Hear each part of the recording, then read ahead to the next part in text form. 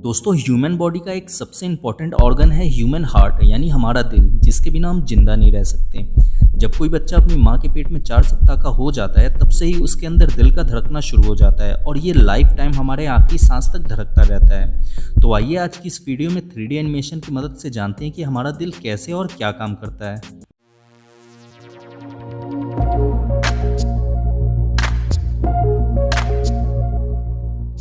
दोस्तों हमारे दिल का काम हमारे शरीर में बह रहे खून को कंट्रोल करके रखना है और ये काम ये कैसे करता है, आइए इसी डिटेल से समझते हैं।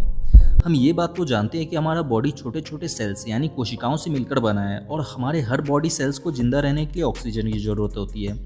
हमारे बॉडी के हर सेल्स तक ऑक्सीजन को कैरी करके पहुंचाने का काम हमारे ब्लड में मौजूद रेड ब्लड सेल्स करते हैं। रेड ब्लड सेल्स हमारे फेफड़ों से ऑक्सीजन को लेकर बॉडी के हर सेल्स तक पहुंचाते रहते हैं और उनसे कार्बन डाइऑक्साइड लेकर फेफड़ों को देते रहते हैं।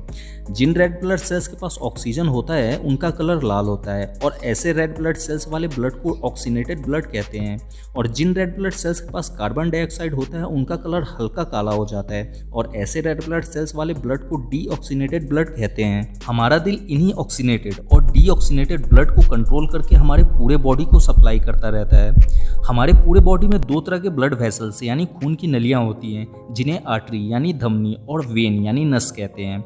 वेन पूरे बॉडी सेल से डीऑक्सीनेटेड ब्लड को दिल तक पहुंचाने का काम करता है और आर्टरी दिल से ऑक्सीनेटेड ब्लड को पूरे बॉडी सेल्स तक पहुंचाने का काम करता है। इसे हम इस तरह से भी कह सकते हैं कि वेन के माध्यम से डीऑक्सीनेटेड ब्लड की सप्लाई होती है और आर्टरीज के माध्यम से ऑक्सीनेटेड ब्लड की सप्लाई होती है।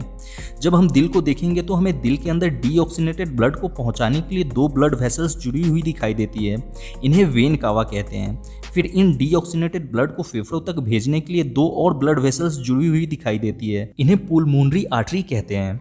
फेफड़ों से ऑक्सीनेटेड ब्लड को दिल तक पहुंचाने के लिए 4 ब्लड वेसल्स जुड़ी हुई होती है, इन्हें पुलमोनरी वेन कहते हैं। फिर इस ऑक्सीनेटेड ब्लड को पूरे बॉडी में भेजने के लिए दिल से एक और ब्लड वेसल्स जुड़ी हुई होती है, इसे एरोटा यानी महाधमनी कहते हैं। ये पूरे शरीर की सबसे मजबूत धमनी होती है। तो आइए अब देखते हैं कि हमारा दिल कैसे काम करता है। हमारे दिल के अंदर टोटल 4 चैम्बर होते हैं, जिन्हें right atrium, left atrium, right ventricle और लेफ्ट वेंट्रिकल कहते हैं। राइट एट्रियम में पूरे बॉडी से लाया गया डीऑक्सीनेटेड ब्लड वेन कावा से एंटर होता है। फिर राइट एट्रियम इसे पंप करके नीचे राइट वेंट्रिकल में भेज देता है। राइट वेंट्रिकल भी इस ब्लड को पंप करता है, जिससे ये डीऑक्सीनेटेड ब्लड पुलमोनरी आर्टरी से होते हुए फेफड़ों के पास चला जाता है ऑक्सीनेटेड होने के लिए। अब सेम यही प्रोसेस दिल के लेफ्ट वाले हिस्से में भी होता है। फेफड़ों से ब्लड ऑक्सीनेटेड होकर पुलमोनरी वेन से दिल के लेफ्ट एट्रियम में पहुंचता है।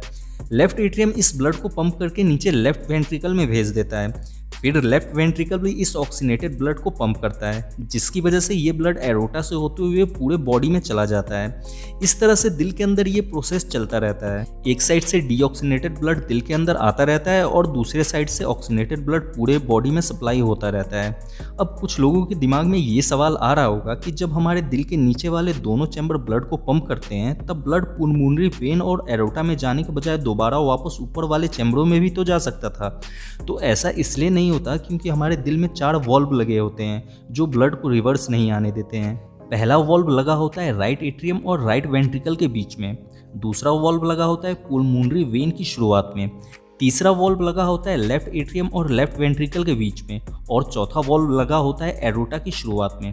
अब आपके दिमाग में एक और सवाल आ रहा होगा कि हमारा दिल जिंदगी भर अपने आप कैसे धड़कता रहता है, यानी ये कैसे ऑटोमेटिक पंपिंग करता रहता है। तो आइए इसे भी जान लेते हैं। हमारे दिल के राइट एट्रियम वाले चैम्बर में एक मसल्स पाया जाता है जिसे साइनो एट्रियम नोड कहते हैं। ये sino atrium node electric current generate करता रहता है, जिसकी वजह से हमारा दिल पंपिंग करता रहता है। कभी कभी किसी इंसान में यही साइनो एट्रियम नोड काम करना बंद कर देता है, तब डॉक्टर उस इंसान को जिंदा रखने के लिए दिल में एक आर्टिफिशियल करंट जनरेट करने वाला मशीन लगा देते हैं, जिसे पेसमेकर कहते हैं। अब आप लोग मुझे कमेंट करके बताइए कि क्या सच में कोई दिल चुरा कर ले जा सकता है और कितने लोगों का दिल अभी तक टूट चुका है। उम्मीद है कि आपको ये वीडियो अच्छा लगा होगा। अगर आपको इसमें कुछ समझ में नहीं आया है तो आप इंस्टाग्राम पर जुड़कर अपना कोई भी सवाल मुझसे पर्सनली पूछ सकते हैं। हमारे इंस्टाग्राम चैनल का लिंक नीचे डिस्क्रिप्शन में दिया गया है। वीडियो अच्छा लगा हो तो इसे लाइक कर दें और इस वीडियो से रिलेटेड आपका कोई भी सवाल है तो आप मुझसे कमेंट में पूछ सकते हैं। और ऐसे ही साइंस की 3D वीडियोस के लिए आप हमारे चैनल को सब्सक्राइब कर सकते हैं।